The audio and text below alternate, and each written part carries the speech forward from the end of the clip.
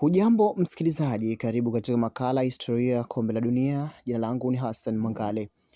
Kombe la dunia la FIFA au kombe la dunia la soka ni mchuano wa kimataifa wa mchezo wa soka. Kombe hili liliamuliwa Mei 28 mwaka 1928 na shirikisho la soka duniani FIFA kutokana na msukumo wa rais wake Jules Rimet. Kombe hili lilikuwa wazi kwa timu zote za mashirikisho yanayotambuliwa na FIFA, wakiwemo wataalamu, huku wakijitofautisha katika hili na mashindano ya Olimpiki. Uruguay ndiyo nchi ya kwanza kuandaa mashindano ya kombe la dunia mwaka 1930 baada ya kuwa mabingwa wa Olimpiki mwaka 1924 na mwaka 1928.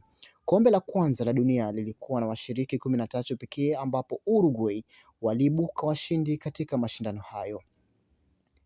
Mwaka 1934 na mwaka 1938 Italia walionyesha ubabe wao na kulitoa kombe hilo mara mbili mfululizo kabla ya kusimamishwa kutokana na vita vya pili vya dunia.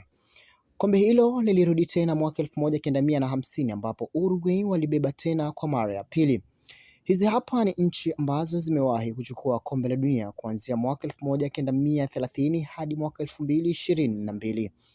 Mwaka 1930 Uruguay, mwaka 1934 na mwaka 1938 Italy, mwaka 1950 Uruguay, mwaka 1954 West Germany, mwaka 1958 na mwaka 1962 Brazil, mwaka 1966 England, mwaka 1970 Brazil, mwaka 1974 West Germany wakalitoa tena, mwaka 1978 Argentina, mwaka 1982 Italy, mwaka 1986 Argentina, mwaka 1990 West Germany, mwaka 1994 Brazil, mwaka 1998 France, mwaka 2002 Brazil, na hiyo ndio ikawa mara ya mwisho kutoa ubingwa huo.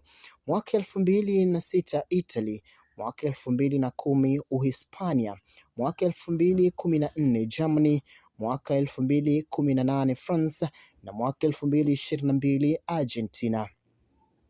Kombe hili limepangwa tena kuandaliwa mwaka 2026 ambapo mataifa matatu USA, Canada na Mexico wataliandaa kombe hili. Mechi ya ufunguzi tukumbuke kuwa itakuwa ni kati ya South Africa na Mexico.